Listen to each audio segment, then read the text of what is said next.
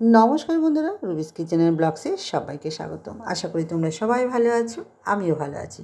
চলে এসেছি আবারও একটি নতুন রান্নার রেসিপি নিয়ে। হ্যাঁ, শাক দেখতে পাচ্ছ, অবশ্যই শাক দেখে তোমরা অবাক হয়ে আছো, এত রকমের শাক।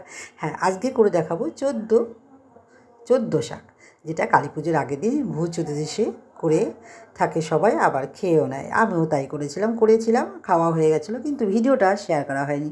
আর চোদ্দো শাক রান্নার রেসিপিটা আমার মেয়ে রান্না করেছিল, আমি ওকে বলে দিয়েছিলাম। আর ভিডিওটা করা হয়েছিল না, কারণ পুজোর কাজে খুব ব্যস্ত ছিলাম। তো যাই হোক, সেই জন্য আজকে তোমাদের সাথে আমি শেয়ার করছি। প্রথমে 14 রকমের শাক নিয়ে নিয়েছি। আর এইটুকু শাক রান্না করা তো যাবে না, এর সঙ্গে আমি অনেকটা লাল শাক অ্যাড করেছি। তো ভালো করে শাকগুলো কুচি কুচি করে আমি কেটে ধুয়ে নিয়েছি। তোমরা কিন্তু ধোয়ার পর একটু লবণ নিয়ে মেখে রেখে দিতে পারো, কিন্তু সেক্ষেত্রে আমি এটা করিনি। তো আমি প্রায় করে থাকি, তো আজকে করিনি। আজকে লবণ দেওয়াটা তোমাদের দেখাবো পরিমাণ বুঝে। তো গ্যাসের ফ্লেমে একটা কড়াই বসিয়ে দিয়েছি, পরিমাণ মতন তেল দিয়ে নিলাম।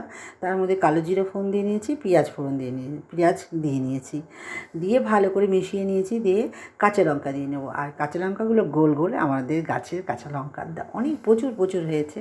তো বাজার থেকে এখন কাঁচা লঙ্কা আর কেনা হচ্ছে না, বাড়িটাই খাওয়া হচ্ছে। তো যাই হোক, কাঁচা লঙ্কা দিয়ে নিলাম, একটু ঝাল ঝাল করবো বলে। তো 4-5টা কাঁচা লঙ্কা দিয়ে নিয়েছি, সাথে রসুনও দিয়ে নিয়েছি। শাকে রসুন পেঁয়াজ না হলে খুব একটা আমার ভালো লাগে না। তো নিরামিষ হলে দিই না, নিরামিষ হলে আমি বড়ি দিয়ে করি, নারকেল দিই। আর আমিষ হলে পরে আমি পেঁয়াজ রসুন কাঁচা লঙ্কা দিয়েই করি।